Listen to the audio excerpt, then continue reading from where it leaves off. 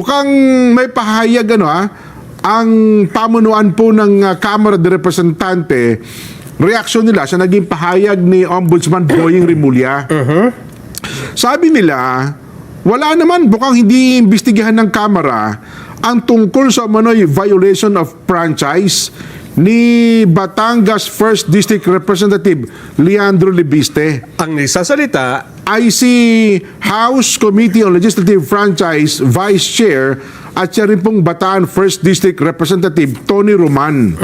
Ayon, sabi po ni Kong Tony Roman, walang resolusyon na inihain po sa Kamara upang siyasatin ang siniwalat ni Ombudsman Crispin Rimulya na franchise deal ni Libiste.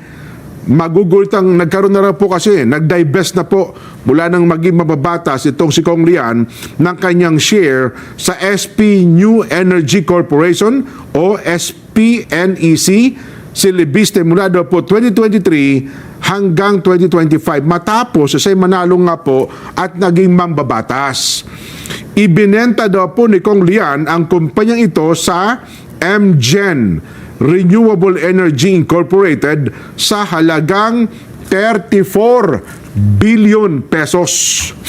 Bantakin mo yan, no? So, tumanggi ho namang magkomento si Kong Roman kung politika o harassment lamang ang hakbang po ni Rimulya.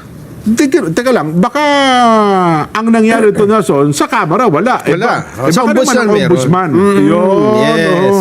Yun ata ang iimbestigahan daw ng Ombudsman. Meron daw paglabag. Di ba? Ang sabi ni, may nakita ko, sabi niya, kabata-bata, nagbibenta. O, ano naman masama bang pumasok sa franchise kahit na bata o ano pa man? Di ba? Wala naman akong nakitang masama sa bagay na yun. Mukhang sa paliwanag po naman ni Kong Lian, wala siyang nakikita na naging paglabag niya. At ang totoo, sa part naman, mayroong statement ang Meralco Ano, Meralco ba yun? Yun bang MGen ay under din ng Meralco?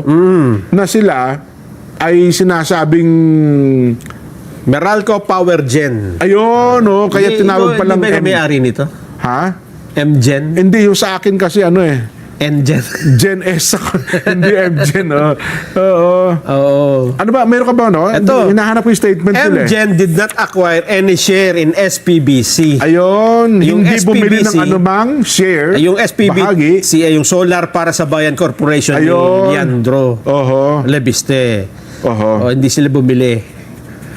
Ayun. So, pinabulaanan. Pinabulaanan nila. At Wala ano ba silang sabi connection. anong sabi ba ni Ombudsman Boying na itong MGen ay bumili daw ng shares sa kumpanya dati ni Congressman Libiste?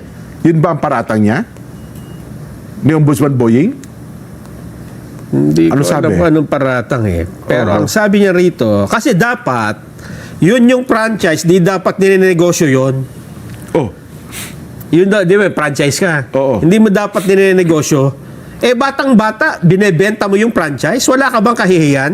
So parang meron kang franchise sa solar, binenta mo dun sa MGen.